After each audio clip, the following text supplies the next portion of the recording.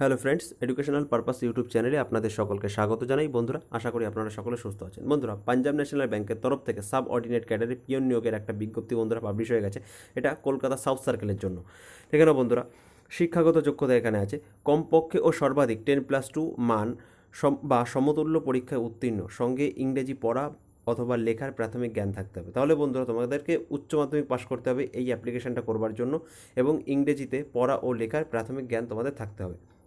এছাড়া এখানে দেখে নেওয়া আছে বয়সসীমা 1/1/2022 হিসেবে তোমাদের 18 বছর বয়স হতে হবে। এই অ্যাপ্লিকেশনটা করবার জন্য 1/1/2022 হিসেবে তোমাদের 18 বছর বয়স হতে হবে। সর্বনিম্ন 18 বছর বয়স এবং সর্বাধিক 24 বছর বয়স হতে হবে। এছাড়া দেখে নাও এখানে বয়সের ঊর্ধ্ব সীমায় ছাড় আছে, যে এসসিদের জন্য, এসটিদের জন্য 5 বছরের ছাড়, এবং এসসি অথবা এসটি এবং শারীরিক অস্তিগত প্রতিবন্ধীদের ক্ষেত্রে 15 বছরের ছাড়, ওবিসি প্রার্থীদের ক্ষেত্রে 3 বছরের ছাড়, ওবিসি এবং শারীরিক অস্তিগত প্রতিবন্ধীদের ক্ষেত্রে 13 বছরের ছাড়, শারীরিক অস্তিগত প্রতিবন্ধীদের ক্ষেত্রে 10 বছরের ছাড়, প্রাক্তন সেনাকর্মীদের ক্ষেত্রে 3 বছরের ছাড়। এছাড়া সমস্ত ডিটেলস এখানে আছে, তোমরা দেখে নাও। এখানে আছে দেখে নাও বেসিক পে 14,500 থেকে 28,145 টাকা, এবং অন্যান্য ভাতা এর মধ্যে ইনক্লুড আছে। এছাড়া এখানে দেখে নাও, এই সব থেকে গুরুত্বপূর্ণ এই জায়গাটা সব থেকে গুরুত্বপূর্ণ, যে যোগ্য প্রার্থীদের কেবলমাত্র কলকাতা বা দক্ষিণ 24 পরগনা জেলার স্থায়ী অধিবাসী হতে হবে। তোমাদের সকলের কোয়ারিজ থাকে যে দাদা আমি এই জেলার বাসিন্দা, আমি কি অ্যাপ্লাই করতে পারবো কি পারবো না। দেখে নাও এই জায়গাটা, দেখে নাও যে তোমরা যদি কলকাতা বা দক্ষিণ 24 পরগনা জেলার স্থায়ী অধিবাসী হয়ে থাকো, তাহলে তোমরা এই অফলাইন অ্যাপ্লিকেশনটা করতে পারবে, তাছাড়া পারবে না। বন্ধুরা বুঝে নাও যে তোমরা যদি শুধুমাত্র কলকাতা বা দক্ষিণ 24 পরগনা জেলার স্থায়ী অধিবাসী হয়ে থাকো, তাহলে এই অ্যাপ্লিকেশনটা করতে পারবে। অন্য কোনো জেলার স্থায়ী অধিবাসী হয়ে থাকলে তোমরা এই অ্যাপ্লিকেশনটা করতে পারবে না। এছাড়া দেখে নাও শূন্য পদের খাতিয়ান। এখানে বলছে যে কলকাতা সাউথ সার্কেলের জন্য টোটাল 23টা ভ্যাকেন্সি বন্ধুরা বরাদ্দ আছে। এর মধ্যে এসসিদের ক্ষেত্রে এসসিদের 5টা ভ্যাকেন্সি আছে, এসটিদের 1টা, ওবিসিদের 5টা, আনরিজার্ভ ক্যাটাগরিতে 10টা, ইডাব্লিউএসদের 2টো ভ্যাকেন্সি আছে। এছাড়া দেখে নাও যে তোমরা যে অ্যাপ্লিকেশন ফর্মটা ফিল আপ করবে, এই যে অ্যাপ্লিকেশন ফর্মের পিডিএফটার লিঙ্ক ডিসক্রিপশনে দেওয়া আছে, তোমরা সেখান থেকে গিয়ে সেই অ্যাপ্লিকেশন ফর্মটা ডাউনলোড করে প্রিন্ট আউট করে নেবে। এবার দেখে নাও সেই অ্যাপ্লিকেশন ফর্মটা ফিল আপ করবার পরে তার সাথে কী কী করতে হবে, কী দিতে হবে, কোন কোন ডকুমেন্টগুলো দিতে হবে। দরখাস্তের নির্ধারিত স্থানে প্রার্থীর পাসপোর্ট মাপের ছবি সাটিয়ে দিতে হবে। যে অ্যাপ্লিকেশন ফর্মটা তুমি ফিল আপ করবে, সেই অ্যাপ্লিকেশন ফর্মের ডান দিকে একটা ছবি লাগানোর জায়গা আছে, সেখানে ছবিটা লাগিয়ে দেবে। ছবিটা লাগিয়ে দেওয়ার পরে সেই ছবির উপর ছবির নিচ দিক দিয়ে একটা সিগনেচার করে দিতে হবে। এছাড়া 2 নম্বরে বলছে যে শিক্ষাগত যোগ্যতার পূর্ণাঙ্গ মার্কশিট এবং পাস সার্টিফিকেট দিতে হবে। তোমার যা যা কোয়ালিফিকেশান আছে সেই সব কোয়ালিফিকেশানের মার্কশিট এবং সার্টিফিকেটটা দিতে হবে। মাধ্যমিকের মার্কশিট সার্টিফিকেট, উচ্চ মাধ্যমিকের মার্কশিট সার্টিফিকেট, গ্রাজুয়েশন থাকলে গ্রাজুয়েশনের মার্কশিট অথবা সাথে সার্টিফিকেট দিতে হবে। ওকে। এছাড়া দেখে নাও 3 নম্বর আছে যে প্রার্থী সর্বশেষ যেখানে পড়াশোনা করেছে সেই স্কুল অথবা কলেজের লিভিং সার্টিফিকেট দিতে হবে। তাহলে তুমি যদি উচ্চ মাধ্যমিক পাস হয়ে থাকো, তাহলে তোমার কলেজের স্কুলের লিভিং সার্টিফিকেট দেবে, আর যদি তুমি গ্রাজুয়েশন পাস করে থাকো তাহলে তোমার কলেজের লিভিং সার্টিফিকেট দিতে হবে। এছাড়া দেখে নাও যে 4 নম্বর আছে ঠিকানার প্রমাণ হিসেবে তোমাকে ভোটার আইডি কার্ড অথবা আধার কার্ড দিতে হবে, এবং পরিচয়পত্রের প্রমাণ হিসেবে ভোটার আইডি কার্ড, আধার কার্ড অথবা প্যান কার্ড যে কোনো একটা দিতে হবে, জেরক্স। এছাড়া 5 নম্বরে আছে দেখে নাও যে ডোমিসাইলের প্রমাণ হিসেবে উপযুক্ত কর্তৃপক্ষ মানে কালেক্টর ইত্যাদি এনাদের দ্বারা স্বাক্ষরিত কলকাতা কিংবা দক্ষিণ 24 পরগনা জেলার স্থায়ী অধিবাসী হওয়ার ডোমিসাইল সার্টিফিকেট অথবা ডিস্ট্রিক্ট এমপ্লয়মেন্ট এক্সচেঞ্জের রেজিস্ট্রেশন কার্ড বা সার্টিফিকেট তোমাকে দিতে হবে। তুমি যদি ডিস্ট্রিক্ট এমপ্লয়মেন্ট এক্সচেঞ্জের রেজিস্ট্রেশন করে থাকো, তাহলে তার একটা ফটোকপি তোমাকে দিতে হবে। আর যদি না করে থাকো, তাহলে তোমাকে ডোমিসাইল সার্টিফিকেটটা দিতে হবে। তা কাদের দ্বারা, যে কালেক্টর দ্বারা বা বিডিও অফিস থেকে বা এসডি অফিস থেকে যেই ডোমিসাইল সার্টিফিকেট প্রদান করা হয়, সেখানে অ্যাপ্লাই করে তোমাকে ডোমিসাইল সার্টিফিকেট বের করতে হবে। বের করে তাহলে সেখানে এই ফটোকপিটা এখানে অ্যাড করতে হবে তার সেই ডোমিসাইল সার্টিফিকেটের। এখানে দেখে না 6 নম্বরে আছে জেনারেল ক্যাটাগরি বাদে অন্যদের ক্ষেত্রে তহসিলদারের তরফে জারিকৃত কাস্ট সার্টিফিকেট, ওবিসি প্রার্থীদের ক্ষেত্রে নন ক্রিমিলিয়ার ক্লজ উল্লেখ করা সর্বশেষ কাস্ট সার্টিফিকেট 1 বছরের বেশি পুরনো হওয়া চলবে না। এটা জমা দিতে হবে। তাহলে কী হবে, যদি তুমি এসসি এসটি ক্যাটাগরির হয়ে থাকো তাহলে তোমাকে কাস্ট সার্টিফিকেট এখানে দিতে হবে, আর যদি তুমি ওবিসি ক্যাটাগরির হয়ে থাকো তাহলে তোমাকে সাথে নন ক্রিমিলিয়ার ক্লজ উল্লেখ করা সর্বশেষ কাস্ট সার্টিফিকেটটা দিতে হবে। এটা 1 বছরের বেশি পুরনো হওয়া চলবে না, সেটা জমা দিতে হবে। এছাড়া দেখে না 7 নম্বরে আছে প্রাক্তন সেনাকর্মীদের ক্ষেত্রে ডিসচার্জ বই সবগুলো পাতা জেরক্স দিতে হবে, পিপিও, আইডি কার্ড ও এলপিসি এবং প্রাক্তন সেনাকর্মীর ওপর নির্ভরশীল হলে জেলা সৈনিক ওয়েলফেয়ার বোর্ডের তরফে জারিকৃত প্রায়োরিটি সার্টিফিকেট তোমাকে দিতে হবে। এছাড়া 8 নম্বরে আছে রেজিস্টার করানো থাকলে এমপ্লয়মেন্ট এক্সচেঞ্জ রেজিস্ট্রেশন কার্ডের প্রতিলিপি দিতে হবে। যদি তুমি এমপ্লয়মেন্ট এক্সচেঞ্জের অফিসে তুমি যদি রেজিস্ট্রেশন করে থাকো তাহলে তোমাকে তার প্রতিলিপিটা দিতে হবে এখানে। এছাড়া দেখে নাও 9 নম্বর আছে শারীরিকভাবে প্রতিবন্ধী প্রার্থীরা জেনারেল মেডিকেল সার্টিফিকেটের পাশাপাশি সরকারি হাসপাতালের ভারপ্রাপ্ত ডাক্তারের থেকে একটি মেডিকেল সার্টিফিকেটও জমা দেবেন, যেখানে প্রতিবন্ধকতার ধরন ও পরিমাপ পরিষ্কারভাবে উল্লেখ করা থাকতে হবে।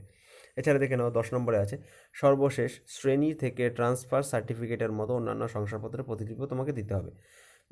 এছাড়া 11 নম্বরে আছে ইডব্লিউএসদের ক্ষেত্রে তুমি যদি ইডব্লিউএস ক্যাটাগরিতে অ্যাপ্লাই করো, আর্থিকভাবে দুর্বল, সেই শ্রেণীতে তুমি যদি অ্যাপ্লাই করো তাহলে কী হবে দেখে নাও যে সেই প্রার্থীর উপার্জন এবং পরিসম্পদের শংসাপত্র যা নিম্নলিখিত যে কোনো একটি কর্তৃপক্ষের তরফে জারিকৃত হওয়া আবশ্যক। তাহলে তুমি যদি ইডব্লিউএস ক্যাটাগরি থেকে অ্যাপ্লাই করো তাহলে এই কর্তৃপক্ষ থেকে এই যে district magistrate, additional district magistrate, collector, deputy commissioner, additional deputy commissioner, first class stipendiary magistrate এনাদের থেকে সিগনেচার করা একটি সার্টিফিকেট তোমাকে এখানে দিতে হবে। এছাড়া দেখে নাও 12 নম্বরে আছে ডিস্ট্রিক্ট এমপ্লয়মেন্ট এক্সচেঞ্জ অথবা জেলা সৈনিক ওয়েলফেয়ার বোর্ডে যদি তুমি রেজিস্ট্রেশন করে থাকো তাহলে তার প্রতিলিপি তোমাকে এখানে দিতে হবে। তাহলে কী করতে হবে, এই যেই ডকুমেন্টগুলো তোমাদের কাছে আছে সেই ডকুমেন্টগুলো জেরক্স করবে, জেরক্স করে সেই ডকুমেন্টের নিচে সিগনেচার করবে, প্রতিটা পেজে সেলফ অ্যাটেস্টেড করে তাহলে তারপর এই অ্যাপ্লিকেশন ফর্মের সঙ্গে অ্যাটাচ করবে। ওকে। এছাড়া এখানে কি বলছে দেখে নাও প্রার্থী বাছাই পদ্ধতি। কীভাবে প্রার্থী বাছাই হবে দেখে নাও যে পিয়ন পদে প্রার্থী বাছাই করা হবে দশম ও দ্বাদশ শ্রেণীতে প্রাপ্ত নম্বরের ভিত্তিতে। এই দুটি যোগ্যতা অপেক্ষা উচ্চতর শিক্ষাগত যোগ্যতা বিবেচনা করা হবে না। গ্র্যাজুয়েট প্রার্থীরা যোগ্য নন। তাহলে কী হবে যে এখানে তোমরা কীভাবে এই সিলেকশন প্রসিডিওরটা হবে, এখানে দশম ও দ্বাদশ মানে 10th এবং 12th মার্কসের ভিত্তিতেই এই সিলেকশনটা হবে। তোমরা গ্র্যাজুয়েশনের কোনো ডকুমেন্ট তোমরা দিও না। এখানে বলছে যে সকল প্রার্থীর দরখাস্ত বিবেচনা করা হবে না তাদের প্রতি কোনো বার্তা পাঠানো হবে না। বাছাই প্রক্রিয়ায় যে কোনো পর্যায়ে যে কোনো দরখাস্ত বাতিলের অধিকার ব্যাংকের থাকবে, এমনকি যদি এমনটা পাওয়া যায় যে কোনো প্রার্থী নির্ধারিত যোগ্যতামান পূরণ করেননি এবং ভুল বা তিনি মিথ্যা বা শংসাপত্র নথি জমা করেছেন বা বাস্তব ঘটনা লুকিয়েছেন, সেক্ষেত্রে নির্বাচিত হওয়ার পরেও তার প্রার্থীপদ বাতিলের অধিকার ব্যাংকের থাকবে। প্রার্থী বাছাই সম্পর্কিত বিষয়ে ব্যাংকের সিদ্ধান্তই চূড়ান্ত এবং অবশ্য পালনীয় হিসেবে বিবেচিত হবে।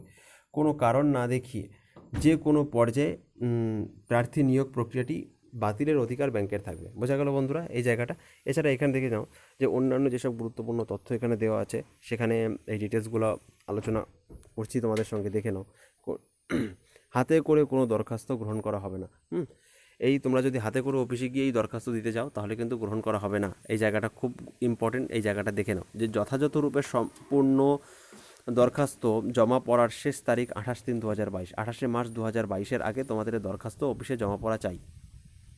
এছাড়া এখানে বলছে যে 28/3/2022 তারিখের পরে জমা পড়া অথবা অসম্পূর্ণ দরখাস্ত বা প্রয়োজনীয় নথিপত্রহীন দরখাস্তগুলি বিবেচনা করা হবে না। তোমরা এই দরখাস্তটা অ্যাপ্লিকেশান করবার আগে ভালো করে চেক করে দেখে নেবে সাবমিট করবার আগে যে তোমরা সমস্ত কিছু ঠিকঠাক লিখেছো কিনা, সমস্ত ডকুমেন্ট ঠিকঠাক করে দিয়েছো কিনা। অর্থাৎ এই যে যেমন এই দশম ও দ্বাদশের মার্কশিট, পাস সার্টিফিকেট, এই জিনিসগুলো আগে দেখে নেবে। কোনো নথি অসম্পূর্ণ রাখবে না।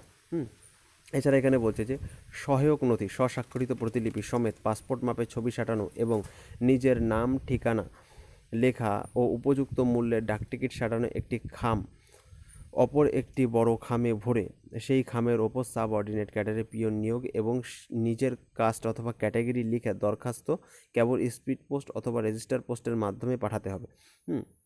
তাহলে কি বলছে এখানে জায়গাটা ভালো করে বুঝে নাও যে সহায়ক নথি সমেত পাসপোর্ট মাপের ছবি সাঁটানো এবং নিজের নাম ঠিকানা লেখা ও উপযুক্ত মূল্যের ডাকটিকিট সাঁটানো একটি খাম। তাহলে এখানে একটা ছোট খাম নেবে, সেই ছোট খামের উপর নিজের নাম, বাবার নাম, অ্যাড্রেস লিখে ও সেখানে একটা ডাকটিকিট সাঁটাবে। সাঁটিয়ে এবার সেখানে দেখে নাও সেইটা ওই অ্যাপ্লিকেশন ফর্মের সঙ্গে ওই বড় খামের ভেতরে ঢুকিয়ে দেবে। হ্যাঁ, এছাড়া এখানে দেখে নাও কী বলছে যে স্পিড পোস্ট অথবা রেজিস্টার পোস্টের মাধ্যমে এই অ্যাপ্লিকেশন ফর্মটা পাঠাতে হবে, অন্য কোনো উপায় পাঠালে কিন্তু এই অ্যাপ্লিকেশন ফর্মটা গ্রান্ট করা হবে না। এবার কোন ঠিকানায় পাঠাতে হবে দেখে নাও, এই যে ঠিকানাটা দেওয়া আছে এই ঠিকানায় তোমাকে পাঠাতে হবে।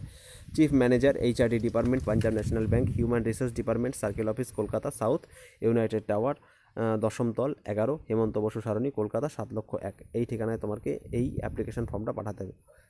দেখে নাও এই ঠিকানাটা নোট করে নাও। দেখে নাও এই ছিল সম্পূর্ণ নোটিফিকেশান বন্ধুরা। ওকে, এছাড়া দেখে নাও এই যে আছে অ্যাপ্লিকেশান ফর্ম। এই যে তোমাদেরকে ডেমোটা আমি দেখিয়ে দিই কীভাবে ফিল আপ করতে হবে।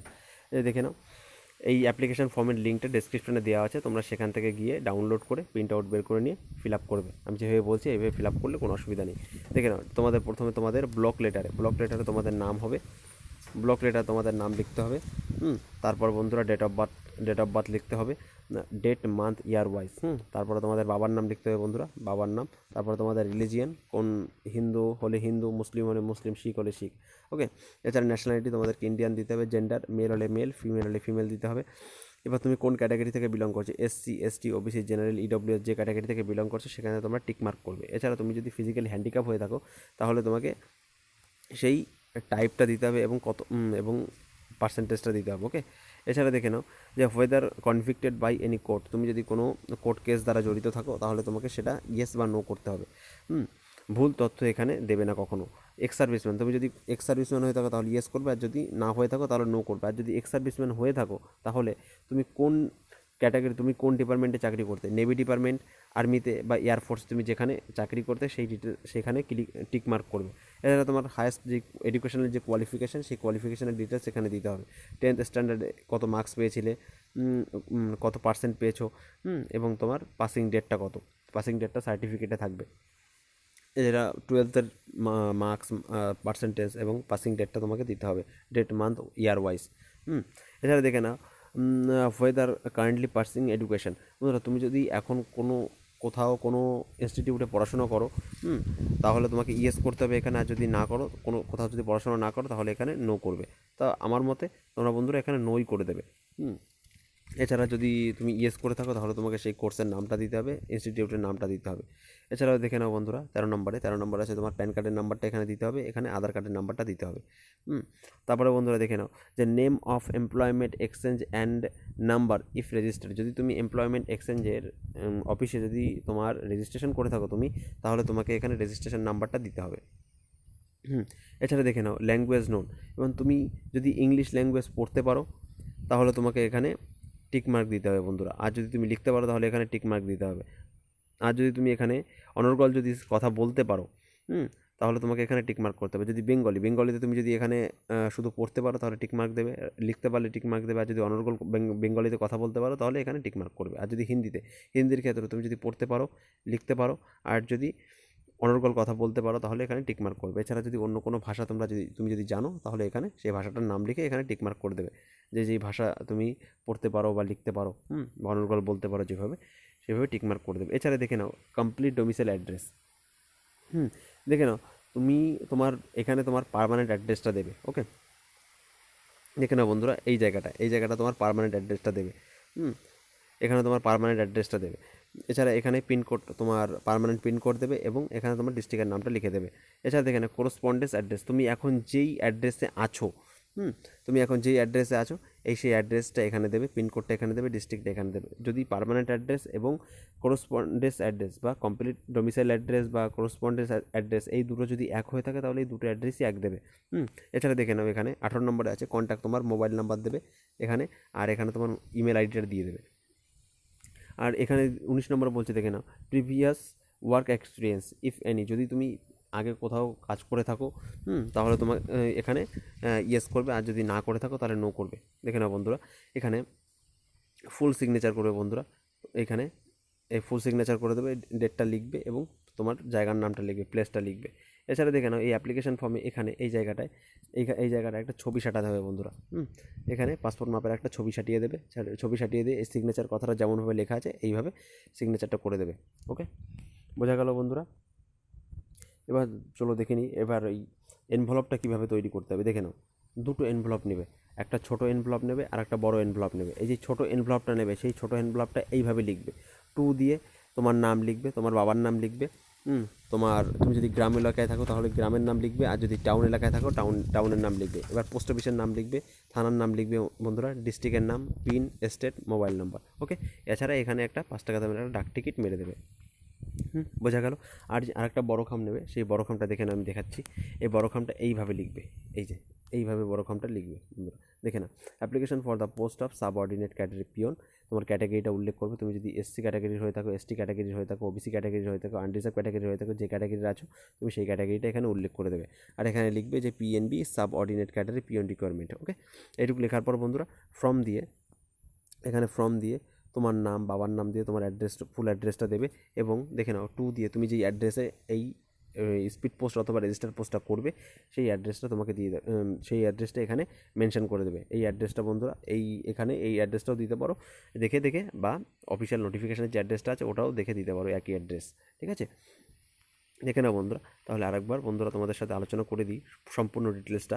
প্রথমে কি করবে, প্রথমে এই যে অ্যাপ্লিকেশান ফর্মটা আছে বন্ধুরা, এই অ্যাপ্লিকেশান ফর্মের ফরম্যাটটা ডেসক্রিপশন থেকে ডাউনলোড করে প্রিন্ট আউট করে বন্ধুরা যেভাবে বললাম এইভাবে ফিল আপ করবে। ফিল আপ করার পরে বন্ধুরা এইখানে ছবি সাটিয়ে সিগনেচার করবার পরে বন্ধুরা কী করবে, এই যে সাপোর্টিং এই যে ডকুমেন্টগুলো আছে, এই ডকুমেন্টগুলো আলোচনা করা হয়েছে, এই ডকুমেন্টগুলো তোমাদের কাছে যেগুলো আছে সেই ডকুমেন্টের জেরক্সগুলো, এবং তার সাথে সেই ডকুমেন্টের জেরক্সের উপরে সেলফ অ্যাটেস্টেড করে দেবে। সেলফ অ্যাটেস্টেড করে দেওয়ার পরে বন্ধুরা এই অ্যাপ্লিকেশান ফর্মের সঙ্গে অ্যাটাচ করবে। এই অ্যাপ্লিকেশান ফর্মের সঙ্গে অ্যাটাচ করে দেবে। এই অ্যাপ্লিকেশান ফর্মের সঙ্গে অ্যাটাচ করে দেওয়ার পরে বন্ধুরা এই যে ছোটো খামটা, ওই ছোটো খামটা ওর সঙ্গে অ্যাড করে দেবে। অ্যাড করে দিয়ে এক কপি ছবি, তোমার পাসপোর্ট মাপের 1 কপি ছবি এক্সট্রা দিয়ে দেবে। এক্সট্রা দিয়ে এই যেই অ্যাপ্লিকেশান বড় খামটা আছে, বড় খামের মধ্যে অ্যাড করে দেবে। তাহলে কী করবে, ওই অ্যাপ্লিকেশান ফর্মের সঙ্গে ওই সাপোর্টিং ডকুমেন্টগুলো অ্যাড করে দিয়ে ছোটো খামটা সহ এক কপি ছবি সহ এই বড় খামের মধ্যে অ্যাড করে দিয়ে বন্ধুরা আঠা দিয়ে আটকে দেবে এই বড় খামের মুখটা। ওকে, তারপর বন্ধুরা তোমাদের নিকটবর্তী পোস্ট অফিসে গিয়ে রেজিস্টার পোস্ট বা স্পিড পোস্ট করে দেবে। এটাই ছিল বন্ধুরা সম্পূর্ণ ফর্ম ফিল আপের প্রসেস। ওকে, আরেকটা জিনিস বন্ধুরা দেখে নাও, তোমরা শুধুমাত্র অ্যাপ্লাই করতে পারবে তোমরা যদি কলকাতা বা দক্ষিণ 24 পরগনা জেলার স্থায়ী অধিবাসী হয়ে থাকো, তাহলে তোমরা অ্যাপ্লাই করতে পারবে। অন্য কোনো জেলার হলে তোমরা পারবে না। বোঝা গেল বন্ধুরা? যদি তোমাদের এই অফলাইন অ্যাপ্লিকেশানটা করতে কোনো অসুবিধা হয় তাহলে কমেন্ট বক্সে বন্ধুরা কমেন্ট করে বলবে কোন দিক থেকে কী সমস্যা হচ্ছে, কী বুঝতে অসুবিধা হচ্ছে। তাহলে বন্ধুরা আমি আমার যথাসাধ্য উত্তর দিয়ে বন্ধুরা হেল্প করার তোমাদেরকে চেষ্টা করবো। ওকে বন্ধুরা, দেখে নাও। এছাড়া বন্ধুরা সমস্ত সরকারি চাকরির অথেন্টিক আপডেট এবং এডুকেশনের রিলেটেড এই ধরনের ভিডিও পেতে এডুকেশনাল পারপাস ইউটিউব চ্যানেলটিকে সাবস্ক্রাইব করুন এবং সাথে থাকা বেল আইকনটি প্রেস করুন বন্ধুরা। যদি ভিডিওটি ভালো লাগে তাহলে লাইক, কমেন্ট, শেয়ার করতে ভুলবেন না। ধন্যবাদ।